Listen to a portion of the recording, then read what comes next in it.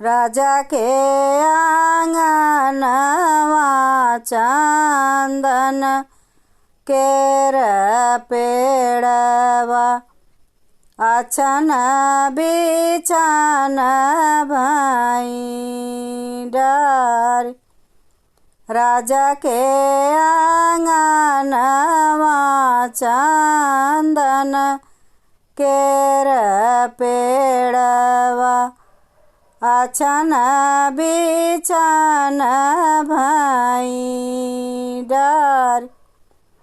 तेहि तार मोरे बाबू सोनवा संकल्प हेरै लागे सुगर सोनार।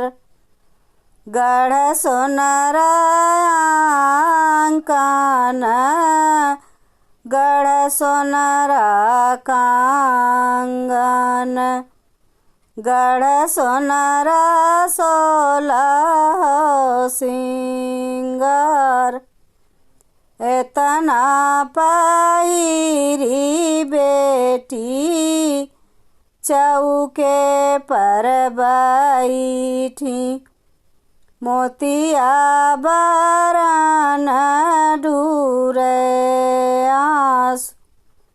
किया मोरी बेटी हो अनधन काम भय। किया हो रमैया बर छोट कवन गुनैया बेटी चौके पर रोयू। मोतिया बरन ढूरे आस नाही मोरे बाबा हो अनधन काम भय।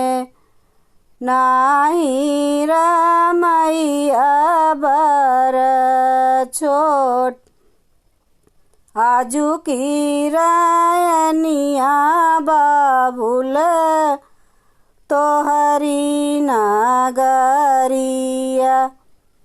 बियन विदेशिया के साथ आज बाबुल तोरा देशवा बिछुड़ी है। छूटी जाइए गाँवा के लोग भैया की गोदिया दुर्लभ होई जाइए। मैया की गोदिया दुर्लभ होई जाइए।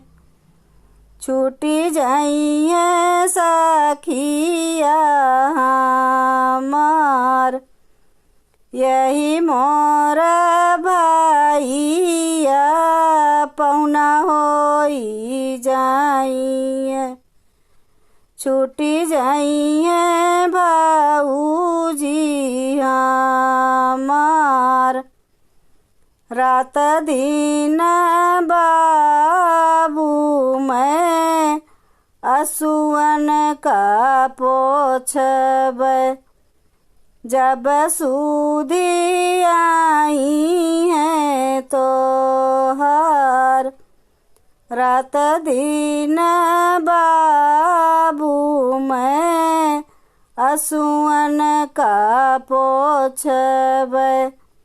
जब सूधी आई है तो हर राजा के आंगनवा चंदन केर पेड़वा अछन बिछन भई